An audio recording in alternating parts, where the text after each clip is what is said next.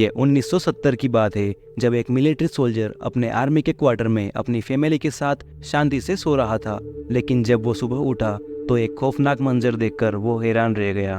उसने देखा कि उसकी प्रेग्नेंट वाइफ और उसकी 2 छोटी बेटियां अपने ही बिस्तरों पर बेरहमी से कत्ल कर दी गई थी। लेकिन कहानी यहीं खत्म नहीं होती है। जेफरी मैकडोनाल्ड का दावा था कि हथियारबंद हिप्पी गैंग ने उनके घर में घुसकर हमला किया और उसे बुरी तरह से घायल कर दिया, लेकिन वो किसी तरह बच निकला। मगर जांच में आगे बढ़ने पर उसकी कहानी में कई विरोधाभास सामने आए। क्या ये एक बहादुर सैनिक की अपनी फैमिली को बचाने की कहानी थी, या अपने गुनाह को छिपाने की एक चाल? जेफरी मैकडोनाल्ड का मामला आज भी सबसे विवादित क्राइम स्टोरीज में से एक है। ये एक ऐसा खौफनाक हाउस मर्डर था जिसने बेगुनाहों की जान ले ली, या कोई अपना ही इंसान जानलेवा बना? इसका जवाब आपको चौंका सकता है। लेकिन इससे पहले कि हम कहानी पर आगे बढ़ें, अगर आप इस चैनल पर नए हैं तो कृपया हमारे इस चैनल को सब्सक्राइब कर लीजिए और साथ ही हमारे अगले वीडियो के नोटिफिकेशन के लिए बेल आइकन को प्रेस करना ना भूलें। जेफरी मैकडोनाल्ड का जन्म अमेरिकी राज्य न्यूयॉर्क के क्वींस काउंटी के जमैका विलेज में हुआ था। वो अपने पेरेंट्स रॉबर्ट और डोरोथी मैकडोनाल्ड के 3 बच्चों में से दूसरा था। उसका पालन पोषण एक गरीब घर में हुआ। उसके पिता वेल डिसिप्लिन्ड थे, जो अपनी पत्नी और बच्चों के प्रति अहिंसक होने के बावजूद अपने परिवार से आज्ञाकारिता और रिस्पेक्ट की मांग करते थे। जेफरी मैकडोनाल्ड ने पेचोक मेडफोर्ड हाई स्कूल में पढ़ाई की, जहां वो स्टूडेंट काउंसिल का अध्यक्ष बना। उसे उसके क्लासमेट द्वारा most popular and most likely to succeed दोनों के लिए वोट दिया गया था। अपने 8th ग्रेड ईयर के एंड में जेफरी की कोलेट कैथरीन स्टीवनसन नामक महिला से मुलाकात हुई। लगभग 2 हफ्ते बाद उन्होंने आपस में बातचीत करना शुरू किया और उन दोनों की दोस्ती हो गई। वो दोनों कई बार मूवी देखने साथ में जाया करते थे। दोनों ने 9th क्लास से ही एक रोमांटिक रिश्ता बना लिया। उनका रिश्ता अच्छा चल रहा था, लेकिन 1 साल बाद कोलेट ने जेफरी के साथ अपना रिश्ता खत्म कर लिया, जिसके बाद जेफरी ने पेनी वेल्स नाम की एक अन्य लड़की के साथ अपना रिश्ता बना लिया। जेफरी के हाई स्कूल के ग्रेड उसके लिए प्रिंसटन यूनिवर्सिटी में 3 साल की स्कॉलरशिप अर्जित करने के लिए काफ़ी थे, जहां उसने 1962 में एक प्री मेडिकल स्टूडेंट के रूप में एडमिशन लिया। अपनी स्टडी के 2nd ईयर तक जेफरी और पेनी वेल्स अलग हो गए, जिसके बाद जेफरी ने जल्द ही कोलेट के साथ अपने पुराने रोमांटिक रिश्ते को फिर से शुरू कर लिया। कोलेट एक शाय गर्ल थी, जिसे सामान्य रूप से दुनिया से थोड़ा डर लगता था। वो अपने सेल्फ कॉन्फिडेंस पे भरोसा करती थी। जेफरी को उसकी डरपोक प्रवृत्ति पसंद आई और धीरे धीरे उसने खुद को कोलेट के बॉयफ्रेंड के अलावा उसका रक्षक भी मान लिया। वो दोनों एक दूसरे को पत्र लिखते थे और जेफरी अक्सर वीकेंड पर कोलेट से मिलने के लिए स्किडमोर कॉलेज जाता था, जहां वो पढ़ती थी। जिसके बाद कोलेट के परिवार की सहमति से दोनों ने 14 सितंबर को न्यूयॉर्क शहर में शादी कर ली। इस शादी में 100 लोग शामिल हुए और रिसेप्शन 5th एवेन्यू होटल में आयोजित किया गया। इसके कुछ समय बाद उनकी पहली बेटी किम्बर्ली कैथरीन का जन्म 18 अप्रैल 1964 को हुआ। किम्बर्ली के जन्म के बाद कोलेट ने कॉलेज छोड़ दिया और घर पर ही रहने लगी। इस समय जेफरी मेडिकल का स्टूडेंट था। अपने छोटे से परिवार का भरण पोषण करने के लिए उसने पार्ट टाइम जॉब भी करी। 8 मई 1967 को इस कपल ने अपनी दूसरी बेटी क्रिस्टन को जन्म दिया। 1968 में मेडिकल स्कूल कंप्लीट होने के कुछ समय बाद ही जेफरी और उसका परिवार न्यू जर्सी के बेर्गनफील्ड शहर चले गए, जहां उसने न्यूयॉर्क के कोलंबिया प्रेस्टिबेरियन मेडिकल सेंटर में थोरेसिक सर्जरी में विशेषज्ञता के साथ 1 साल की इंटर्नशिप पूरी की। उसने अक्सर 36 घंटे काम किया और घर पर केवल 12 घंटे ही बिताए, जिसके कारण जब वो घर पर होता था तो वो अक्सर थका हुआ महसूस करता था और अपनी पत्नी और बेटियों के साथ बहुत कम समय बिता पाता था। अपने बेहतर जीवन की तलाश में जेफरी 1 जुलाई 1969 को यूएसए की सेना में शामिल हो गया।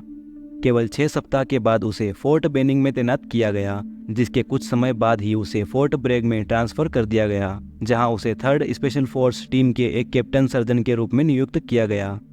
फोर्ट ब्रेग में वो फाइनली अपनी पत्नी और बच्चों के साथ 544 कैसल ड्राइव में रहता था। वो मेरिट सोल्जर्स के लिए रिजर्व्ड बेस था और उन्हें सैन्य पुलिस द्वारा सुरक्षा प्रदान की जाती थी। जल्द ही वो अपने पड़ोसियों के साथ एक फेमस परिवार बन गए। जीवन के इस मोड़ पर कोलेट ने अपने पुराने दोस्तों और परिचितों को एक पत्र लिखा, जिसमें उसने उन्हें बताया कि उसका जीवन पहले कभी भी इतना सामान्य और खुशहाल नहीं था। वो इस समय 3 महीने की प्रेग्नेंट थी। उनका एक और बच्चा जुलाई 1970 में पैदा होने वाला था। इसी के साथ जेफरी ने अभी अभी कैप्टन की उपाधि प्राप्त कर ली थी और सेना में डॉक्टर के रूप में अपनी ड्यूटी के बाद एडवांस मेडिकल ट्रेनिंग के लिए येल यूनिवर्सिटी जाने की योजना बना रहा था, जो कि यूएसए की तीसरी सबसे पुरानी यूनिवर्सिटी थी। 16 फरवरी 1970 परिवार के लिए एक सामान्य दिन था। जेफरी अपनी बेटियों को शेटलैंड पोनी, जो कि एक छोटे आकार का घोड़ा होता है, दिखाने के लिए ले गया, जिसे उसने लगभग 2 महीने पहले क्रिसमस के लिए खरीदा था। जिसके बाद वो 5:45 पर वापस घर लौटे। फिर परिवार ने साथ मिलकर खाना खाया। अपने फैमिली डिनर के बाद कोलेट शाम की कोचिंग क्लास में हिस्सा लेने के लिए घर से चली गई। जेफरी घर पर ही रहा और अपनी बेटियों के साथ खेलता रहा। उसने क्रिस्टन, जो अब 2 साल की है, को शाम 7 बजे के आसपास बिस्तर पर लेटा दिया और फिर खुद ने 1 घंटे की झपकी ली। उस समय किम्बरली, जो उसकी 5 साल की बेटी थी, टीवी देख रही थी। जब जेफरी अपनी झपकी से जागा तो उसने किम्बरली को बिस्तर पर लेटाने से पहले उसके साथ उसका पसंदीदा टीवी शो का एपिसोड देखा। कोलेट रात 9:40 पर अपने परिवार के पास घर लौटी और उसने सोने से पहले अपने पति के साथ टीवी देखी। जेफरी लेट नाइट तक टीवी देखता रहा और फिर सोफे पर ही सो गया और उसी समय सब कुछ गलत हो गया। 17 फरवरी 1970 को सुबह ठीक 3:42 पर फोर्ट ब्रेक डिस्पैचर्स को मैकडोनल्ड रेसिडेंसी से एक इमरजेंसी कॉल आई। ये फ़ोन जेफरी ने किया था और उसने फ़ोन पर धीमी आवाज़ में कहा, help, 554 Castle Drive, stubbing, 554 Castle Drive, stubbing, hurry. Operator ने तब फ़ोन को दीवार या फर्श से टकराने की आवाज़ सुनी, जिसके 10 मिनट के अंदर ही मिलिट्री पुलिस उसके घर पर पहुंच गई। उन्होंने पाया कि सामने का दरवाज़ा बंद था और उस पर ताला लगा हुआ था और घर के अंदर अंधेरा था। जब किसी ने दरवाज़ा नहीं खोला तो पुलिस ऑफिसर घर के पीछे की ओर गए, जहां एक पुलिस ऑफिसर ने पाया कि पीछे का दरवाज़ा खुला हुआ था। अंदर घुसने और मास्टर बेडरूम में जाने पर उस पुलिस ऑफिसर को एक भयानक मंजर दिखा, जिसके बाद उसने चिल्लाते हुए जल्द से जल्द एम्बुलेंस बुलाने के लिए कहा। कोलेट वहां फर्श पर पीठ के बल लेटी हुई थी। उसकी एक आंख खुली हुई थी और एक ब्रेस्ट बाहर निकला हुआ था। उनके बेड के हेडबोर्ड पर उसके ही खून से पिग लिखा हुआ था। उसे बार बार डंडे से मारा गया था। उसके दोनों फोर आर्म्स टूटे हुए पाए गए, जिस पर एक पैथोलॉजिस्ट ने निर्धारित किया कि जब उसने खुद को बचाने के लिए अपने हाथ ऊपर किए होंगे तभी वो टूट गए थे। उसे बर्फ के टुकड़े से छाती पर 21 बार वार किया गया था। गर्दन और छाती पर चाकू से 16 बार वार किया गया था। उसकी श्वास नली 2 अलग अलग जगहों से कटी हुई थी और उसके सीने पर खून से सना हुआ फटा हुआ पजामा के अलावा और कुछ भी नहीं था। उसकी बॉडी के पास में एक छोटा सा छिलने वाला चाकू पड़ा हुआ था। उसकी उल्टी दिशा में जेफरी लेटा हुआ था। उसका सिर कोलेट के चेस्ट पर था और एक हाथ से उसने कोलेट को हग किया हुआ था। वो घायल था लेकिन जिंदा था। उसने मिलिट्री पुलिस से फुसफुसाते हुए कहा, मेरे बच्चों को देखो। मैंने अपने बच्चों को रोते हुए सुना। जिसके बाद पुलिस ने 5 वर्षीय किम्बरली के कमरे की जांच की, जहां वो अपने बिस्तर पर बाईं ओर लेटी हुई पाई गई। उसके सिर और शरीर पर बार बार वार किए गए थे। उसकी गर्दन पर चाकू से 8 से 10 बार वार किया गया था। उसके सिर के दाहिने हिस्से पर 2 वार किए जाने से उसकी खोपड़ी टूट गई थी और एक घाव ऐसा था जिसके कारण उसकी गाल की हड्डी उसकी स्किन से बाहर निकल आई थी। उसके घाव इतने सीरियस थे जिससे यह निर्धारित किया गया कि उनके कारण उसके मस्तिष्क में चोट लग गई, जिससे वो कोमा में चली गई और फिर कुछ ही समय बाद उसकी मौत हो गई। फिर पुलिस ऑफिसर्स क्रिस्टन के कमरे में गए, जहां उन्होंने उसे भी अपने बिस्तर पर बाईं ओर लेटा हुआ पाया और उसके मुंह के पास एक बच्चे की दूध की बोतल थी। उस 2 साल की छोटी बच्ची के सीने, गर्दन, हाथ और पीठ पर चाकू से वार किए गए थे। ये टोटल 33 वार के निशान थे और उस पर बर्फ के टुकड़े से किए गए 15 हल्के घाव थे। चाकू के 2 घाव उस बच्ची के दिल में घुस गए थे और उसके हाथों पर लगे घावों को बाद में सेल्फ डिफेंस के घाव के रूप में पहचाना गया। इस समय जेफरी को होश में लाना पड़ा। जब उसे होश आया तो वो चिल्लाया, देखो उन्होंने मेरी पत्नी के साथ क्या किया। मैं उन शैतान एसिड हेड्स को मार डालूंगा। फिर उसे स्ट्रेचर पर ले जाया गया और वो चिल्लाने लगा कि मुझे मेरे बच्चों से मिलने दो। एम्बुलेंस जेफरी को पास के वोमेक अस्पताल में ले गई, जहां मेडिकल स्टाफ ने पाया कि उसके घाव उसके परिवार के बाकी सदस्यों के घावों से बहुत कम सीरियस थे। उसके शरीर पर कुछ कट, खरोच और नाखून के निशान थे, लेकिन उनमें से कोई भी घाव जानलेवा नहीं था। उसे टाँके लगाने की भी जरूरत नहीं थी, लेकिन उसके दाहिने हिस्से की 2 पसलियों के बीच एक चाकू का घाव था जो लगभग 5 से 8 इंच गहरा था, जिससे उसका एक साइड का फेफड़ा हल्का सा सिकुड़ गया था। वहाँ के एक स्टाफ सर्जन ने चाकू के घाव को एक साफ, छोटा और तेज चीरा बताया। जेफरी को केवल 9 दिनों की देखभाल के बाद अस्पताल से छुट्टी दे दी गई और फिर जांचकर्ताओं द्वारा उससे पूछताछ की गई। जब उससे उस रात की घटनाओं के बारे में पूछा गया तो उसने दावा किया कि उसने सोने के लिए जाने से पहले रात के करीब 2 बजे बर्तन धोए थे। उसने जांचकर्ताओं को बताया कि क्रिस्टन ने बिस्तर का हिस्सा गीला कर दिया था, इसलिए उसने अपनी जगह उसे बिस्तर पर लिटा दिया। उसने कहा कि वो अपनी पत्नी को जगाना नहीं चाहता था ताकि वो बेडशीट बदल सके, इसलिए उसने एक कंबल लिया और सोफे पर सो गया। उसने दावा किया कि जब वो रात में जागा तो उसने अपनी पत्नी कोलेट और बेटी किम्बरली की चीखें सुनी। कोलेट चिल्लाई, जेफ मदद करो, वो मेरे साथ ऐसा क्यों कर रहे हैं। जैसे ही वो उनकी मदद के लिए सोफे से उठा, उस पर 3 मेल घुसपैठियों द्वारा हमला कर दिया गया, जिनमें से एक काला और 2 गोरे आदमी थे। चौथे घुसपैठियों को उसने एक गोरी महिला बताया जिसके लंबे सुनहरे बाल थे, जो कि पॉसिबली एक विग थी, और उसने हाई हील्स वाले घुटने तक के जूते और एक सफ़ेद फ्लॉपी हैट पहनी हुई थी जो उसके चेहरे को काफ़ी हद तक ढक रही थी। उनमें से एक व्यक्ति पास में एक जलती हुई मोमबत्ती पकड़े खड़ा था और नारे लगा रहा था, बहुत बढ़िया, सुअरों को मार डालो। जेफरी मैकडोनाल्ड ने दावा किया कि उन 3 लोगों ने उन पर डंडे और आइस पिक से हमला किया और वो औरत चिल्ला रही थी और ये कह रही थी कि उसे फिर से मारो। जेफ ने दावा किया कि उसने आइस पिक से होने वाले हमले से बचने के लिए अपने पैजामे का इस्तेमाल किया, लेकिन आखिरकार हमलावरों ने उस पर काबू पा लिया और उस पर हमला कर दिया, जिसके बाद उसे लिविंग रूम के पास गलियारे में बेहोशी की हालत में छोड़ दिया गया, और जब उसे होश आया तो घुसपैठिया उसके घर से जा चुके थे। जेफरी ने दावा किया कि होश में आने के बाद वो कमरे दर कमरे गया और मुंह से मुंह लगाकर अपनी बेटियों को होश में लाने की कोशिश की, लेकिन इसका कोई फायदा नहीं हुआ। जिसके बाद वो अपनी पत्नी के पास बेडरूम में गया और पाया कि उसके सीने में चाकू घुसा हुआ था, जिसके बाद उसने उस चाकू को खींच लिया और फिर मदद के लिए पुकारने से पहले अपने पैजामे के ऊपरी हिस्से को उसके शरीर पर रख दिया। ये सुनने के बाद मिलिट्री पुलिस को फोर्ट ब्रेग में और उसके आसपास हर एक व्हीकल की तलाशी लेने का आदेश दिया गया ताकि संदिग्धों की तलाश की जा सके। हालांकि जब पुलिस उन्हें नहीं ढूंढ पाई तो उन्होंने लगभग सुबह 6 बजे तलाशी बंद कर दी, जिसके बाद जांचकर्ताओं ने घर की तलाशी ली और पाया कि हत्या के लिए यूज किए गए वेपन्स पिछले दरवाजे के पास बाहर फेंके गए थे। उन्होंने एक ओल्ड हिकारी चाकू, एक आइस पिक और एक लकड़ी का 31 इंच का टुकड़ा बरामद किया। हालांकि उन सभी पर से उंगलियों के निशान मिटा दिए गए थे। जांचकर्ताओं ने पाया कि सभी हथियार उनके अपने ही घर से आए थे, लेकिन इस पर जेफरी ने दावा किया कि उसने पहले कभी भी उनमें से किसी भी हथियार को नहीं देखा। ये देखते हुए कि वहां झड़प हुई थी, लेकिन जांचकर्ताओं ने यह भी पाया कि घर में कोई सीरियस नुकसान नहीं हुआ था।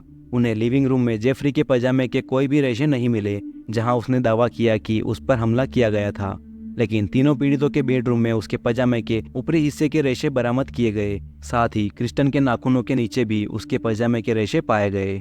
उन्हें जो अन्य सबूत मिले वो थे लकड़ी के खून से सने छर्रे, जो उन्हें तीनों बेडरूम में मिले लेकिन लिविंग रूम में नहीं। जांचकर्ताओं को तब संदेह हुआ जब उन्हें टेलीफोन पर कोई फिंगरप्रिंट नहीं मिला, तो फिर जेफरी ने पुलिस को फोन कैसे किया। जांचकर्ताओं को तब और भी शक हुआ जब उन्हें हेडबोर्ड के नीचे सर्जिकल ग्लव्स का खून से सना हुआ एक सिरा मिला, वही ग्लव्स जो मैकडोनाल्ड परिवार अपने घर में रखता था। जांच टीम ने मार्च के मध्य में ब्लड, हेयर और फाइबर के सैंपल से फोरेंसिक सबूत के रिजल्ट प्राप्त किए, और वो रिजल्ट जेफरी द्वारा बताई गई हर बात का खंडन करते थे। परिवार के हर सदस्य का ब्लड ग्रुप अलग था। इससे जांचकर्ताओं को बहुत मदद मिली, क्योंकि उन्होंने रात की वास्तविक घटनाओं के साथ साथ उस समय परिवार के प्रत्येक सदस्य की गतिविधियों को भी एक साथ जोड़ा। जांचकर्ताओं ने पाया कि जेफरी और कोलेट के बीच आधी रात को बहस हुई थी। पॉसिबली ये बहस जेफरी के एडल्टर होने के बारे में थी, और ये बात बहुत घातक हो गई थी। जेफरी मैकडोनाल्ड ने अपने पूरे परिवार की हत्या कर दी थी और मैनसन फैमिली मर्डर की डिटेल्स का उपयोग करके इसे छिपाने की कोशिश करी, जिसके बारे में उसने हाल ही में एक लेख पढ़ा था। हथियारों को पोंछने और मिटाने के बाद जेफरी बाथरूम में चला गया, जहां उसने एक सर्जिकल स्केलपेल ब्लेड लिया और इमरजेंसी नंबर पर कॉल करने से पहले खुद को उस ब्लेड से काट लिया, जिसके बाद वो अपनी वाइफ की बॉडी के पास में लेट गया। 6 अप्रैल 1970 को सेना के अधिकारियों ने आखिरकार जेफरी को पूछताछ के लिए बुलाया। जेफरी ने किसी भी तरह की इन्वॉल्वमेंट से इनकार कर दिया और हथियारों के अपने घर से होने से इनकार किया, जबकि लकड़ी का टुकड़ा उसकी बेटी किम्बरली की कोठरी की लकड़ी से मेल खाता था। उसने दावा किया कि उसे नहीं पता कि सबूत उसकी कहानी का खंडन कैसे कर सकते हैं, और जांचकर्ताओं ने झड़प के दौरान उनके घर को हुए नुकसान की कमी पर सवाल उठाया तो जेफरी के पास इस बात का कोई ठोस जवाब नहीं था कि घर में कोई नुकसान क्यों नहीं हुआ। जब जांचकर्ताओं ने जेफ को बताया कि सारे सबूत उसकी ओर इशारा कर रहे हैं तो उसने दावा किया कि जांच टीम के पास कोई आइडिया नहीं बचा है, इसलिए वो उसे फंसाने की कोशिश कर रहे हैं। लेकिन जब उससे पॉलीग्राफ टेस्ट के लिए कहा गया तो उसने मना कर दिया। उसी शाम उसे अपनी जॉब से निकाल दिया गया और उस पर रिस्ट्रिक्शंस लगा दिए गए। अगले दिन उसे सेना का वकील अपॉइंटेड किया गया और 1 मई को सेना ने आधिकारिक तौर पर उस पर हत्या के 3 मामलों में आरोप लगाए। द इनिशियल आर्मी आर्टिकल 32 की सुनवाई 6 जुलाई 1970 को हुई और सितंबर तक चली। एक गवाह ने वास्तव में आगे आकर दावा किया कि उसने हत्या के दिन सुबह 4 बजे के आसपास जेफरी द्वारा बताए गए कपड़ों के समान कपड़े पहने हुए एक लड़की को देखा था। लड़की का पता लगाया गया और पता चला कि वो 17 वर्षीय हेलेना नामक एक जानी मानी ड्रग एडिक्ट थी। उस लड़की ने दावा किया कि वो उस रात अपने बॉयफ्रेंड और उसके 2 दोस्तों के साथ घूम रही थी। हालांकि जब उससे पूछताछ की गई तो उसके जवाब अस्पष्ट थे। उसने दावा किया कि वो उस रात की घटनाओं को ठीक से याद नहीं कर सकती क्योंकि वो मेस्केलिन नामक ड्रग के नशे में थी और उसकी याददाश्त लगभग चली गई थी। हालांकि उसे गवाही देने के लिए नहीं बुलाया गया। जेफरी ने अगस्त के मध्य में 3 दिनों तक गवाही दी। अपने पहले के बयानों और मेडिकल रिपोर्ट के विपरीत उसने दावा किया कि उसे बर्फ के तीखे घावों के 10 निशान थे जो अपने आप ठीक हो गए। उसने अपनी पत्नी को धोखा देने की बात स्वीकार की। हालांकि उसने दावा किया कि इस विषय पर उनके बीच कोई बहस नहीं हुई क्योंकि उसकी पत्नी को कभी पता ही नहीं चला कि उसने उसे धोखा दिया है। फिर 13 अक्टूबर 1970 को सेना की सुनवाई की देखरेख कर रहे कर्नल ने अपर्याप्त सबूतों के कारण आरोपों को खारिज कर दिया और दिसंबर में जेफरी मैकडोनाल्ड को सेना से सम्मानजनक छुट्टी दे दी गई। अपनी रिहाई के कुछ ही दिनों के भीतर वो टीवी इंटरव्यू दे रहा था और सेना द्वारा उसे संदिग्ध के रूप में देखे जाने की शिकायत कर रहा था। फिर उसने दावा किया कि उसे 23 घाव लगे थे, जिनमें से कुछ को उसने संभावित रूप से घातक बताया। हालांकि उसकी लेट वाइफ कोलेट की मां और सौतेले पिता ने शुरू में माना कि जेफरी निर्दोष है, लेकिन 1970 तक उन्हें उस पर संदेह होने लगा। उसके स्टेप फादर इन लॉ ने केस सबूतों और तथ्यों को फिर से देखने के लिए कई साल बिता दिए। उसके स्टेप फादर इन लॉ ने साल 1972 में एक फॉर्मल सिटीजन कंप्लेंट दर्ज कराई और 12 अगस्त 1974 को अंततः कानूनी कार्यवाही सुनने के लिए एक ग्रैंड जूरी का गठन किया गया, जिसमें 75 गवाहों को बुलाया गया। जेफरी की गवाही 5 दिनों तक चली और उसने फिर से पॉलीग्राफ परीक्षण से इनकार कर दिया और फिर अन्य गवाहों ने गवाही दी। 21 जनवरी 1975 को जेफरी को पुनः गवाही देने के लिए बुलाया गया। हालांकि इस सुनवाई में प्रश्नों का उत्तर देते समय उसके अहंकारी और व्यंग्यात्मक होने की बात कही गई और 24 जनवरी 1975 को ग्रैंड जूरी ने उसे हत्या के 3 मामलों में दोषी ठहराया गया, जिसके बाद उसे 1 घंटे के अंदर ही गिरफ्तार कर लिया गया। हालांकि उसके फ्रेंड्स और फैमिली द्वारा $1 लाख की जमानत राशि भरने के बाद उसे 31 जनवरी को छोड़ दिया गया। 23 मई को उस पर फिर से मुकदमा चलाया गया, जहां उसने फिर से खुद को निर्दोष बताया और 29 मई को मामले की देखरेख कर रहे न्यायाधीश ने मैकडोनाल्ड के वकीलों द्वारा दायर दोहरे खतरे और शीघ्र सुनवाई के तर्कों को अस्वीकार कर दिया। 1 मई 1978 को यूएसए के सुप्रीम कोर्ट में उसके खिलाफ अभियोग बहाल करने के लिए सरकार की अपील को 8-0 के अंतर से स्वीकार कर लिया गया।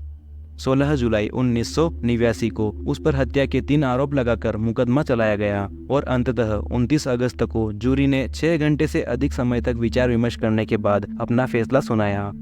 जेफरी मैकडोनाल्ड पर अपनी बेटी क्रिस्टीन के लिए फर्स्ट डिग्री हत्या का एक मामला दर्ज किया गया और अपनी पत्नी कोलेट और अपनी दूसरी बेटी किम्बरली के लिए सेकेंड डिग्री हत्या के 2 मामलों में आरोप लगाया। उसे 3 आजीवन कारावास की सजा सुनाई गई। जेफरी अभी मैरीलैंड के कम्बरलैंड में एक संघीय जेल में आजीवन कारावास की सजा काट रहा है और अपनी बेगुनाही का दावा करना जारी रखता है। कई लोग जेफरी के बेगुनाही के दावों पर विश्वास करते हैं और वो अपना नाम साफ करने के लिए दृढ़ है। कहानी पर अपने विचार हमें कमेंट में बताएं और अगर आपको ये कहानी पसंद आई हो तो कृपया वीडियो को लाइक और हमारे इस चैनल को सब्सक्राइब करना ना भूलें। धन्यवाद।